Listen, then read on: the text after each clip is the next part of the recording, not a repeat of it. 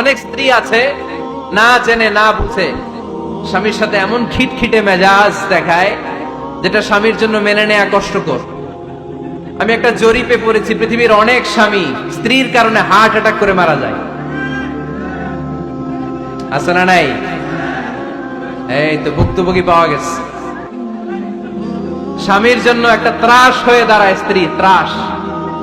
অনেক স্বামী আছে স্ত্রীর এরকম আচরণের কারণে, অতিরিক্ত প্রেসার ক্রিয়েট করার কারণে স্ত্রীদেরকে ভয় পায়।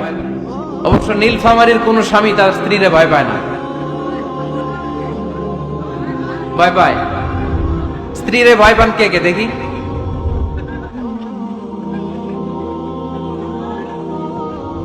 ভয় পান আপনারা? ভয় পান? হ্যাঁ,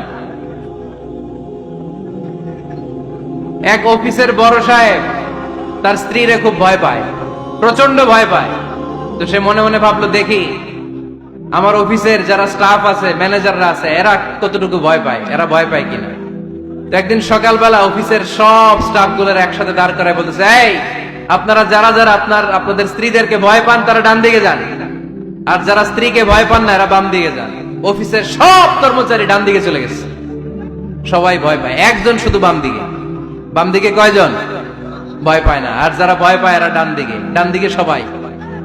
তো বড় সাহেব ভাবছে, আলহামদুলিল্লাহ আমার অফিসে একজন হইলেও বীর পুরুষ আছে। তো বীর পুরুষের কাছে যেয়ে বলে, ঘটনা কি, আপনি মোটেও ভয় পান না?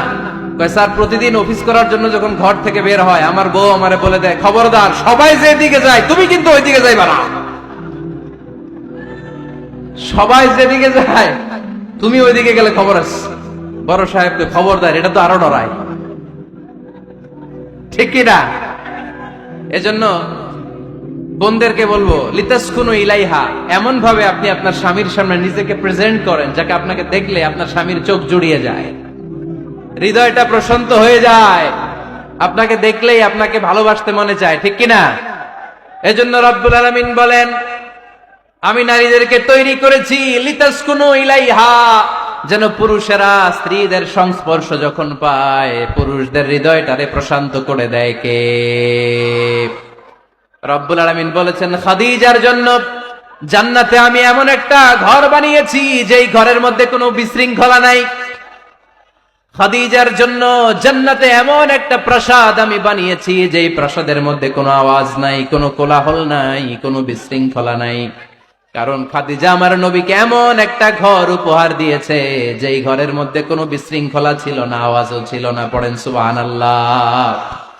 আল্লাহ রাসূল যখন সারাদিন কাফেরদের মাঝে কোরআনের দাওয়াত দিতেন, কোলাহল মারামারি জীবনের ঝুঁকি নিয়ে মক্কার কুরাইশদের মাঝে যখন দাওয়াত দিতেন, সব বিশৃঙ্খলা ঝামেলা গোলমাল শেষ করে রাতের বেলায় যখন খাদিজার ঘরে বিশ্বনবী ঢুকতেন, বিশ্বনবীর হৃদয়টারে প্রশান্ত করে দিত কে?